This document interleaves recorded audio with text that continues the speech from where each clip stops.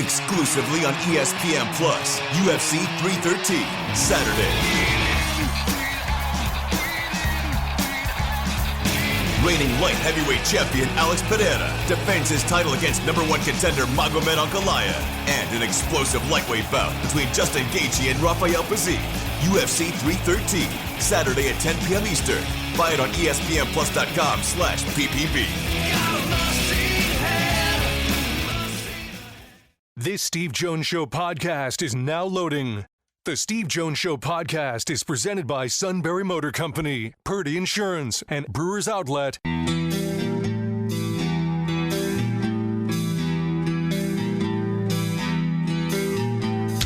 Bringing you an in-depth look at Penn State sports and more. This is the Steve Jones Show on News Radio 1070 WKOK. The Steve Jones Show is presented by Sunbury Motor Company, Purdy Insurance, and Brewers Outlet. Now, from the Sunbury Motors studio, here's Steve Jones.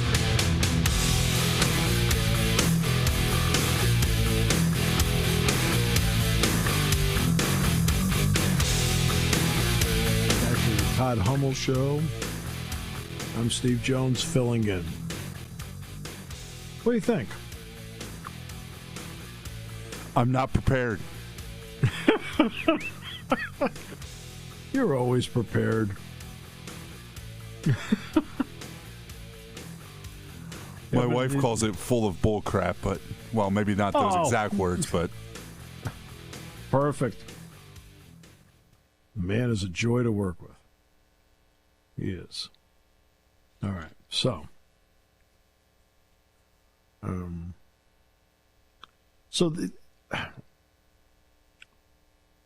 I want to take a moment to talk about Penn State and basketball. This has been a rough stretch from January 5th to now, so it's been 2 months. When they made the turn in the January, they beat a good Northwestern team when they had everybody. They had Barnheiser, they had Leach, they had everybody. Okay? They beat them 84-80. I'm going down to Philadelphia. They knocked down the press box. I emceed that morning. Kind of felt it was a resume builder. Got in the car, drove to Philadelphia. And to be honest with you, they're going to play Indiana. I love the matchup. I thought Penn State was in a good spot. And then couldn't shoot the ball. They had trouble from three. They had trouble from the free throw line, and they lost the game by 6. Now, I did not do the Illinois game because that was on the 8th. And I was in Miami to do the Orange Bowl. And Ace got run. I mean, I'm talking run through early in the game, and that's where he really hurt the back. So they play Oregon. So I come back from the Orange Bowl and do the Oregon game. No Ace. And it ends up being a 1-point loss. And the problem was in the last 5 possessions, sometimes you win a game, sometimes you lose a game. The last 5 possessions, the person that got the inbounds pass, the last 5 possessions for Penn State, never gave up the ball. There were no passes. And they lost by 182-81 or something like that. Okay. So whenever things start to go south, Todd, what is the reaction of the vocal part of the fan base right away? Fire the coach. Yep. What needs to change? All right. So let's get into that for a second. Now, as you know, I'm around the program every day. I make no secret of the fact Mike Rhodes and I are friends. Okay? If I ever needed anything, he, James Franklin, they'd be two of the first guys that would step up. What do you need? And vice versa. All right, so let's at least establish that out of the gate. Okay? But I'm around it all the time. So I know the challenges Mike has had to face in all of this. And when they came out a year ago, not quite a year ago, when did they come out with it? May? And they said they were going to take 15 out of 18 to the Big Ten tournament. Who was critical of it? I was. But I wasn't thinking Penn State was going to be in this spot. I was just critical of it because I don't like it. You're going to have a conference tournament, have a conference tournament. Everybody's in. And the ACC, by the way, is doing the same thing. I was critical of that. But my thought process was Penn State was probably between 7 and 10 in this conference. And what did Todd tell you before the break? It looks like 10 are going to get into the NCAA tournament from the Big Ten. So an opportunity, a minimum of 9, maybe 10. Okay. Well, between 7 and 10 puts you in. So I'm watching summer workouts. And I'll tell you exactly the impression I came away with. Man, they got 9 guys that can play. I'm watching this. Like, they got 9 guys that can play. I like this team. They do have an NCAA tournament look to them. Like, I like this. Then, midway through the summer, Eli Rice got banged up. Now, it's also midway through the summer, and you think, hey, he's going to be all right when preseason comes around. But at that point, you go from 9 to 8. Preseason gets started, and Eli's not back yet. So now you're 9 to 8. Then Kachi got sick. Then Kachi got hurt. Then Kachi got sick again. And he missed all this time. Now you've gone from 9 to 8 to 7.5. Okay. And then Michigan State comes up after that Oregon game. 5 minutes into the game, Puff Johnson gets hurt. And now you're down to 6.5. Well, that changes everything.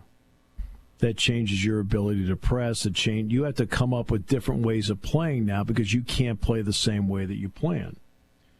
The question will come up, and it's a fair question, what about the freshmen? They all develop at their own rate. And the area where the struggle has happened in development has been the defensive end of it. And you can see it in games. When they get into the game, these games are so well scouted. All right, I can tell you the Waldo on every team Penn State plays. I can tell you them all. I can tell you who the Waldo is on Wisconsin. They've got Waldos, right? People you want to identify, you go right at them. Here we go. I'm glad you're out there. I can't wait to attack you. And that is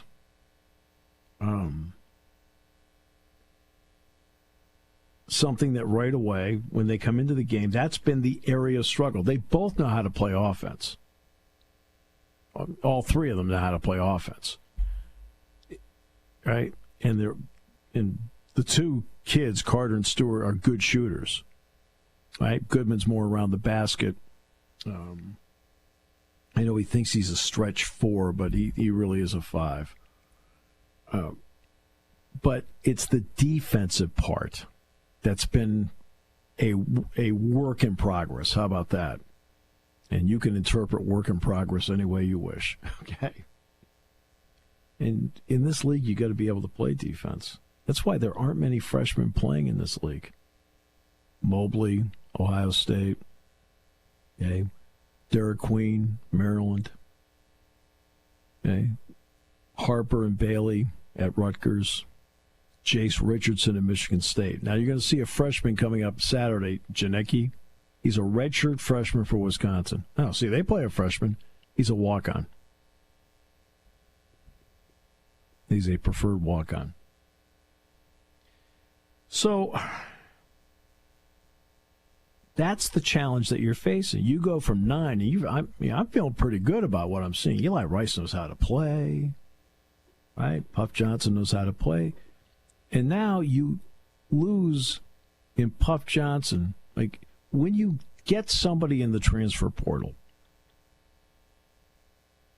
no matter what, you inherit their habits, pro and con. So let's go to the pro side. Okay? Mike Rhodes gets Puff Johnson to come over to Penn State. They inherited his habits. Wow.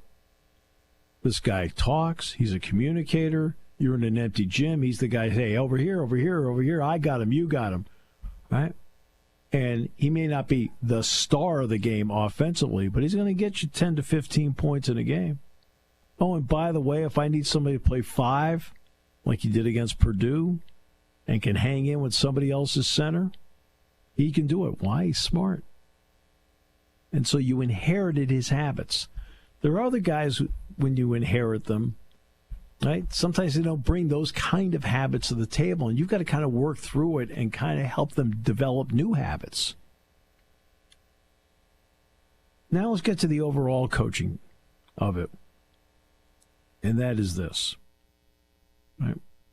The one thing you don't want in any program is a revolving door. Because every time the revolving door moves, what do?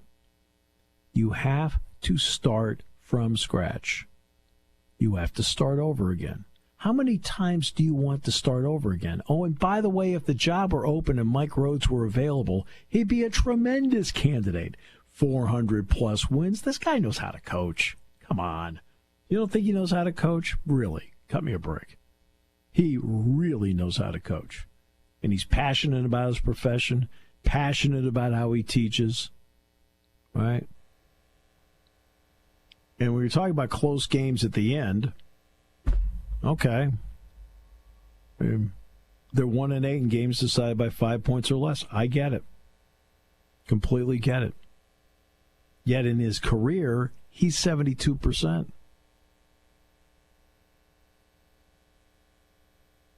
Who has 6 losses by 5 points or less this season? North Carolina. Last I checked, tons of talent. But North Carolina. Who's 1-3 in games decided by 5 points or less?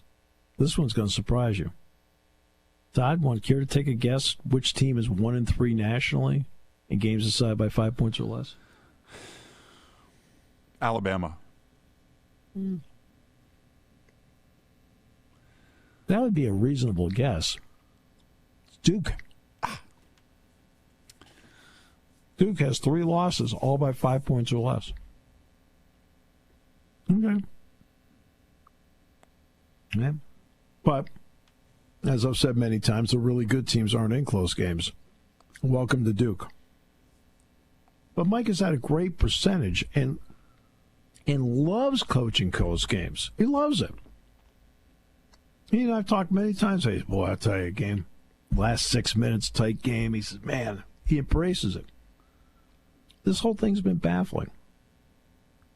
I know there's been debates about calling timeouts, not calling timeouts in certain situations, and that's a fair debate. You can have that all you want.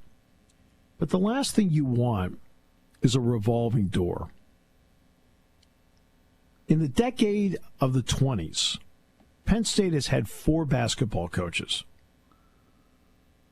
Pat Chambers, 5 years ago today, was the Penn State basketball coach.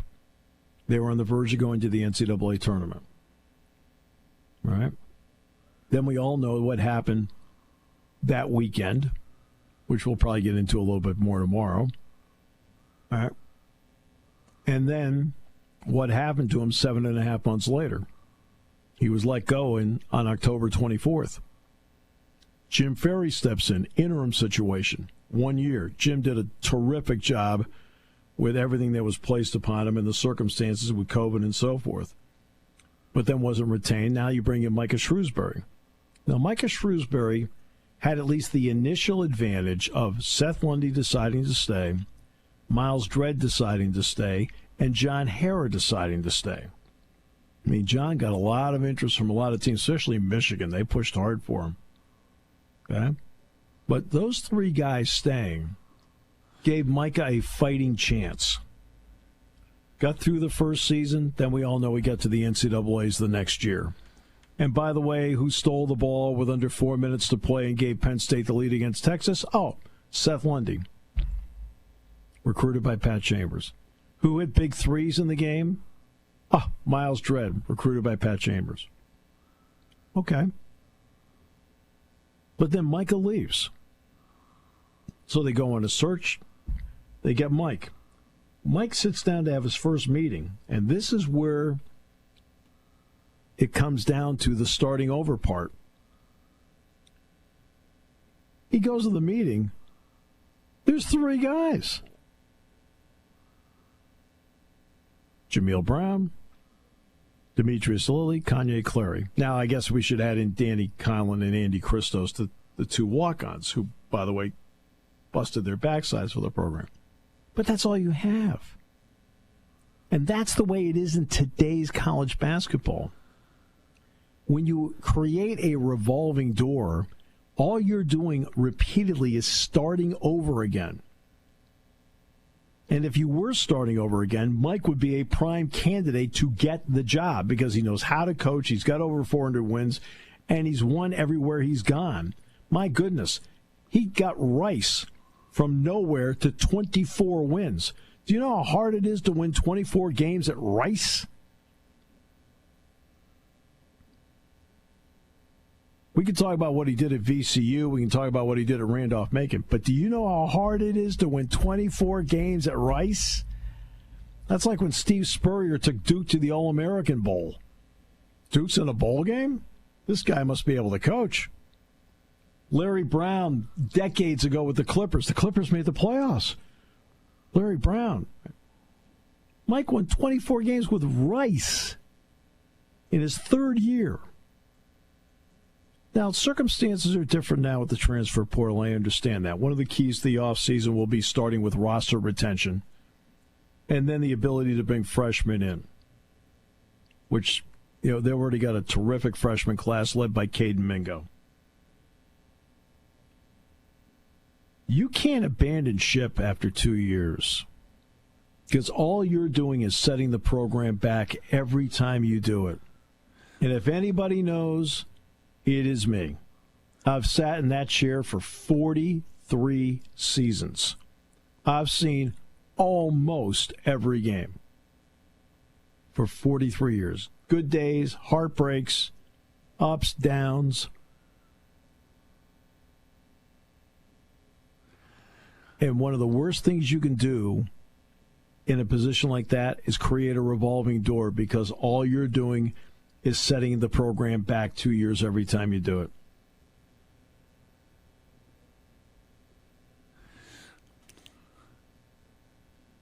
I don't even know if I count last year as a year for him. You know what I mean? He just kind of had to throw together a roster as best they could. This is almost like his first year. Well, and I look at last year.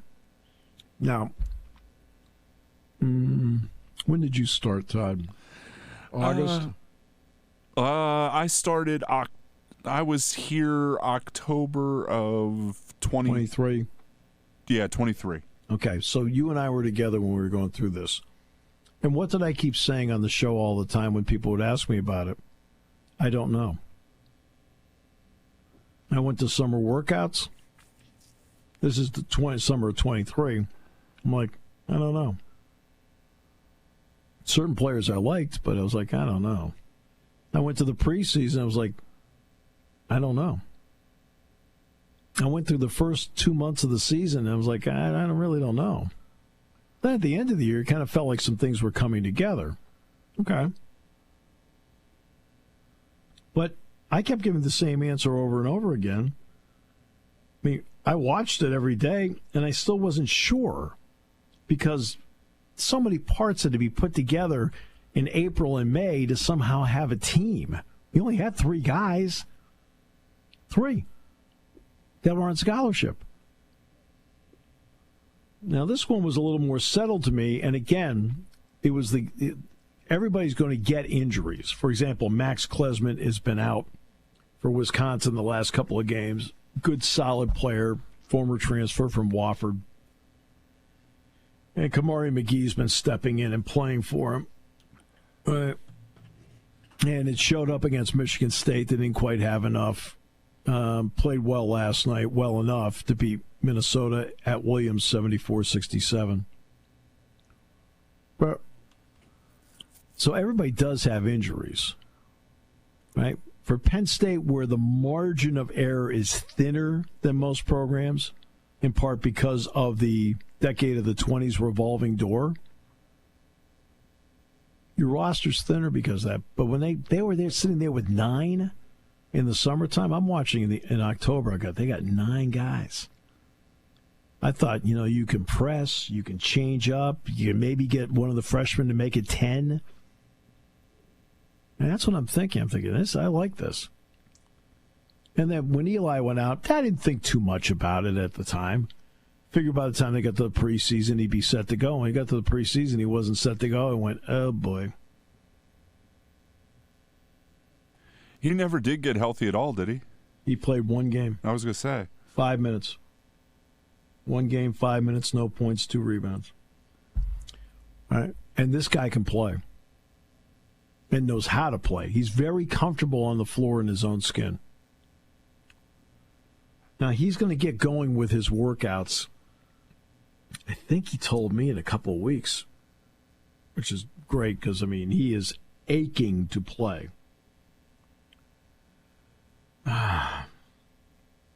But that's the problem you have. When you're in this league, you're down to 6.5 guys that you trust out there on the floor in all situations. That becomes a big issue, and it's going to hurt any coach when that happens. And look how, when you're talking about 9 games decided by 5 points or less, and what do we have, 12 games decided by that were winnable games? And Penn State's, 2-10 in those games? And you have that thin a margin to deal with. There's a lot of areas where you're well coached enough to put yourself in that position. And you're too thin to maybe get over the top and finish it. Or you make mistakes. Right? Or whatever. Okay? Or the other guy makes plays. And there's a certain element of luck that comes into this, and I'll explain that this way. Trey Galloway, I think is a really good player. You talk about a guy who knows how to play. Is he a star? No. But you know what?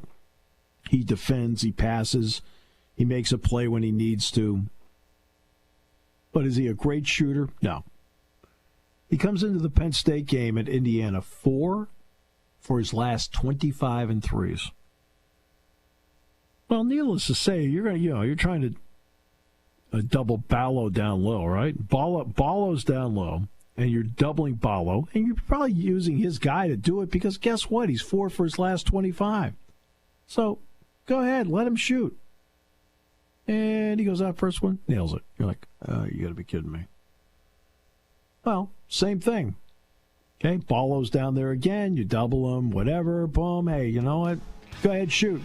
He makes it again. You're like, oh, no. Nah, you got to go out and guard him. You know what I mean? It's like, it's that kind of stuff that happens in a tough season like this where you sit back and say, you've got to be kidding me. Indiana is not a good three-point shooting team, yet they've hit 19 against Penn State in the 2 games. It's crazy. So, I'm a big believer in Mike Rhodes, both on and off the floor. Do I believe he'll get it done? Absolutely. Does he need more time to do it? No question. No question. Because one of the worst things you can have in any coaching situation is a revolving door. Right? I may be too patient for people, but impatience ruins programs too.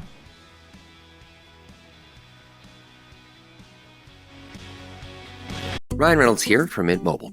I don't know if you knew this, but anyone can get the same premium wireless for $15 a month plan that I've been enjoying. It's not just for celebrities. So do like I did and have one of your assistant's assistants switch you to Mint Mobile today. I'm told it's super easy to do at mintmobile.com/switch. Upfront payment of $45 for 3-month plan, equivalent to $15 per month required. Intro rate first 3 months only, then full price plan options available. Taxes and fees extra. See full terms at mintmobile.com. There's something to be said about a sale with a handshake, a service technician who really knows what he's doing. They can explain it in English what the problem is. There's nothing better than having that friend you could trust in the area. That's Sunbury Motors, where you get selection, knowledgeable salespeople, and prices that fit your budget, and more important, that friend you can trust. Welcome to Sunbury Motors, Kia, Ford, and Hyundai. You could shop other dealers and compare prices, but at Sunbury Motors, you get their lowest price promise. They research the current used vehicle market and guarantee their used car prices are the lowest. If you find a lower price, Sunbury Motors will beat it. 3 dealers all in one. See their full new and pre-owned inventory at sunburymotors.com. Pick out a vehicle you like and schedule your test drive online. Follow them on Facebook. Sunbury Motors Ford and Hyundai, North 4th Street, Sunbury, and Sunbury Motors Kia, routes 11 and 15 in Hummel's Wharf.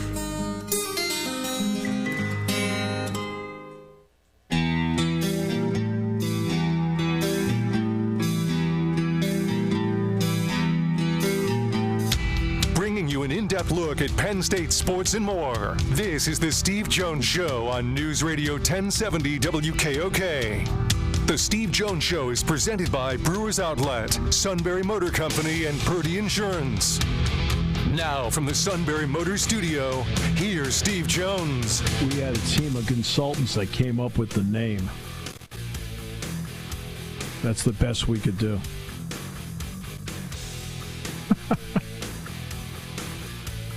And the money we paid for them to come up with that. Unbelievable. When the suit and Steve was right there. I notice who you put first.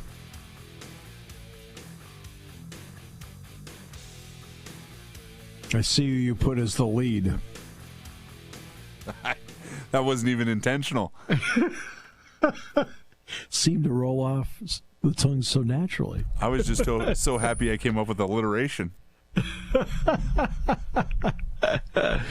Half hour brought to you by our good friends at Purdy Insurance, Market Street in Sunbury. Go to purdyinsurance.com. And, of course, Brewers Outlet, Reagan Street in Sunbury, the beverage supermarket, and Sunbury Motors, 4th Street in Sunbury, Sunbury Motors Kia, routes 11 and 15, Hummel's Wharf, and online at sunburymotors.com. Now, again, the administration is not, when it comes to Mike Rhodes, as Pat said, no. He says he's talked to Mike enough. He knows what's going on. I'm just talking about that section of the fan base. Right? I'm talking to them, and I understand they want to win now, and I completely appreciate that. As somebody who has sat in that chair for 43 years, right? You don't think I want them to win now? Are you kidding me? Okay? Right? Over the last 43 years, you had the ability at times on the road games to turn the game on and off if you wanted. I got it right in front of me the entire time. I mean, every shot, every minute of almost every single game. So, I mean, I know. Believe me. I mean, when you've had a 43-year career at something and the NCAA tournament is the pinnacle to be in, and you've done it 5 times in your career in 9 games, come on. You don't think anybody, you don't think I want to get there? I've cherished all those trips to the tournament. I mean, cherished them. And I think this is the guy that will get him back. And not just once. I really believe that highly in Mike. So that's me.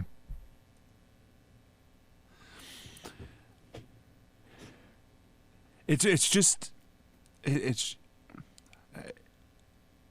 amazing how different the 2 seasons are and the expectations that were between the 2 seasons and how they both ended. It's just kind of wild to me. And I feel like, part of the reason people if upset is the right word, is they see how they finished last year and you right. know, in the same That's a good point. And the same way we were in the early season. And I distinctly remember Dick calling, like in December on the road, and being more effusive than you were almost, and he was. Yeah.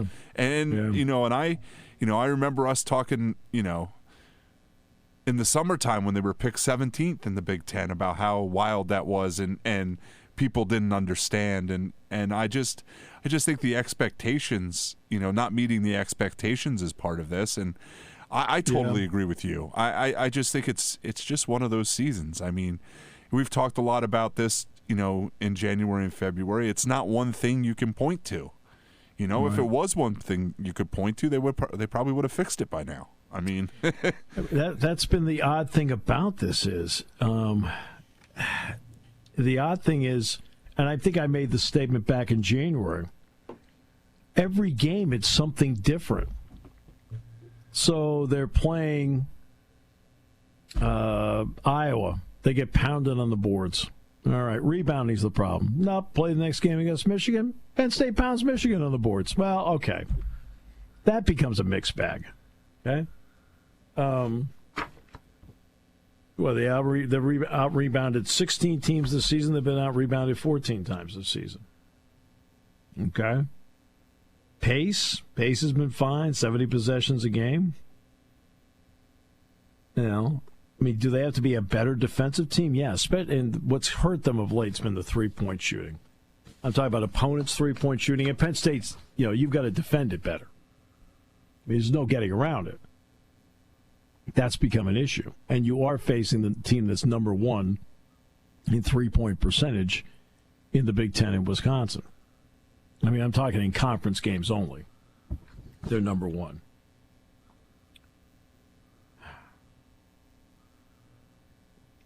You're talking about a team in Wisconsin gets 36% of its points from three, only 43% from two. Crazy. And they play, and Wisconsin doesn't play at a blistering pace. They're playing faster than they did before, but they still are deliberate in some ways as to how they do things. And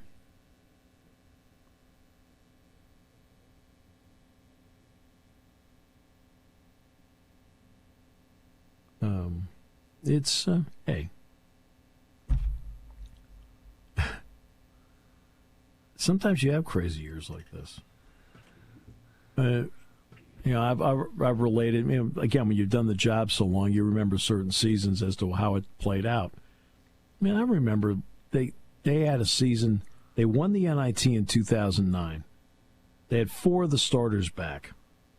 Wow, this is great. They're on their way. And they had 17 games decided by 6 points or less. You know how many they won? 3. They were 3-14 in games decided by 6 points or less. And every game, if it was the same thing as this, every game you get to the end like, it's happening again. It's happening again. It's happening again. Well, the next year was 2011. And in 2011, they get off to a good start, but then right before Christmas, so right before or is right after? It doesn't matter. They played Maine. And Maine beat them. Maine. You're like, you gotta be kidding me. And then when they got into the Big Ten season, they got better, better, and better. And guess what? That team, after going 3-14 in games decided by 6 points or less, went 11-3 in games decided by 5 points or less. I can't explain it. I can't explain it. You get a bounce that goes your way. You execute better when you have a chance. You don't panic and make the right play when you need to. The other team panics when they need to play and they don't get it. I don't know. The other day, what was the problem against Maryland? Turnovers. Turnovers. And by the way, that's going to be the undoing of Michigan in the NCAA tournament. Michigan's number 1 in the Big Ten in turnovers. I don't think a lot of people realize that. And that was the other thing. At the Penn State game, they only had 9. Really? And they're number 1 in the Big Ten in turnovers. They had 9 in the game. There's a big reason why they were able to gut it out and win the thing. All right? They didn't give up the ball. The other day, Penn State, 16 turnovers. Are you kidding me? And Maryland's a team that's had games where they've turned it over 20 times. Nope, they weren't turning it over, but Penn State turned it over. And part of the reason is this. There are times, remember the Vic Fangio story I told about the Super Bowl, where he showed the Eagles defense, the Niners, Ravens Super Bowl, and how painful that was for him? And there's a certain player he's talking about. He says, now look at this guy. All day he's made the right play, right spot, right play. He says, playing a beautiful game. But there are other people around him making mistakes. And as they're making mistakes, finally he freelances a little bit to try and cover up somebody's mistake. And in the process left his part of the field wide open, and that's where the Ravens exploited it. I think there have been times in this run where a couple of guys have tried to do too much instead of staying within the structure of what they need to do because they're trying to make up for something. Make up for a teammate being in the wrong spot. Try to force a defense into covering you and getting yourself then into a bad spot. I think there are times where effort-wise it's there, but it's got to be within the confines of what you're supposed to do and not trying to force it, because I feel at times these guys have tried to force it a little bit. I'm going to be the one to turn it around. And that comes into play as well. I think it goes back to the Vic Fangio story. So. I mean, the guys have to be frustrated at this point, too. I mean, there's no way you can't be. Absolutely. All right. And, yeah, believe me, they're more frustrated than anybody. Yeah, if our expectations were pretty high, I can only imagine what their expectations were. I'll never forget in the summertime, Ace Baldwin coming up to me in the first week of August says, Steve, I wish the season started today, because he had such a great summer. But he's had to battle a couple of injuries this year. I'm not going to get into it. That's a suit calling. Some people don't understand you're on the air. So, yeah, okay. So I figured I'd talk about that for a little bit. Bucknell's got Loyola tonight. What time's that game, 7? 7 o'clock. Okay, and it's on Eagle 107? Correct.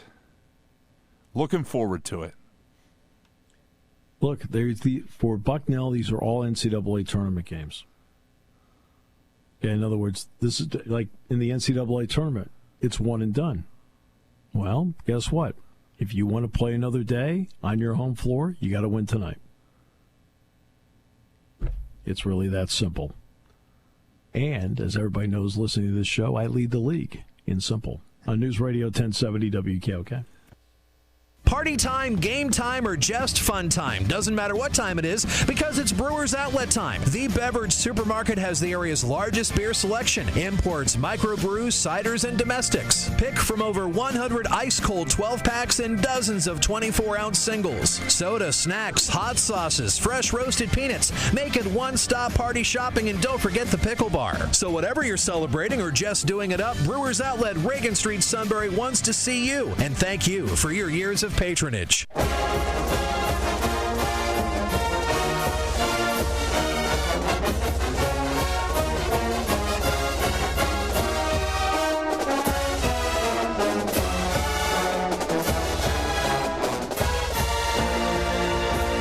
right. Oh, how about this? Monday. I love this. John W. Miller, the author, The Last Manager.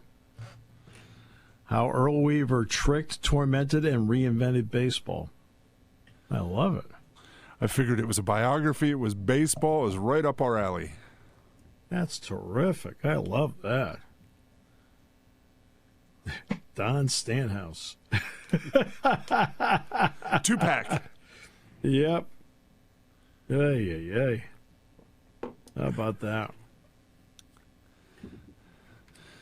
Also checked with Kevin, but have not heard from him. The King, sorry. Oh, the King, yes. Well, we'll get the King, yes. Get the King. Because our plane doesn't leave till 5 tomorrow, so I'm good. Yeah. I was going to say, have we talked to the King since bowl season? Once, maybe? Once, I think. Yeah. But he's always got a job he has to go to. I know. That job keeps getting in the way. We're more fun than work. Tell me about it. All right. Amended 6-year contract with Dan Lanning at Oregon, $11 million a year. $11 million a year. All right. Plus, I bet all his Nike swag's free, too. Yeah. Sorry, it's a sneaker guy in me coming out. Yeah, that's right. Exactly. Now, the reporters are getting a chance to go to the workout today for football, like the weightlifting part of it. I mean, they're going to do the morning 6 a.m. workout tomorrow. I'm planning on going. I went Tuesday. You get a lot out of it. You see the competitors, what kind of shape they're in. You also see who's banged up and who's not. Now, there's certain things I expected. I mean, there are guys I knew that needed a couple of things done when the season was over. So that's, so it was like, okay, not surprised. I was going to say their off season was so short they didn't have time to get out of shape, did they? Yeah, I know, but you do want them to get a couple of weeks off. They do need a chance to give them a couple of weeks. And instead of they usually do 8 of these, but they're doing 6 this time. So they're just past the halfway mark. The second half of it starts tomorrow. It's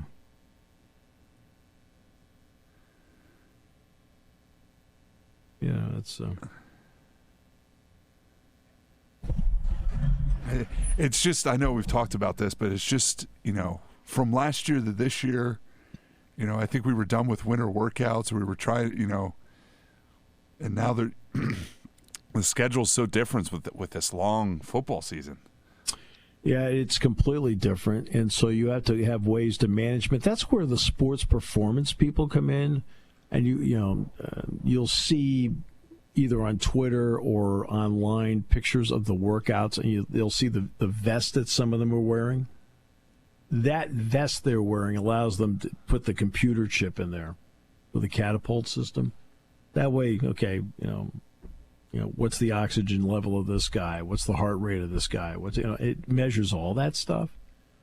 And it also helps you to then evaluate the data and say, okay, we're working at the pace we need to be working at. We're good. Or, you know what? Hey, we may have to build in a day off. Like, we're working these guys pretty hard. Yeah, build in a day off, because we're starting to see a little tail off in the numbers here. You know what I mean? That's what the data can do for you and tell you. And I think that's why they came up with this 6 workout idea when they looked at the length of the season, what Chuck, Alvin, and James and those guys, and James Earls, want to do in the weight room. Then there's this, plus there's spring break, because they're not going to work out next week. They're not, next week's spring break. But then when they come back, they'll have 2 more, then a little bit of a break, and then start March 25th. I think the NFL offseason was longer. Yeah, and that's why with the length of all of this, I think that's why you're going to see more and more teams go away from spring games, go more to an OTA model. It's fine. I mean, the season and the postseason are what people live for anyway.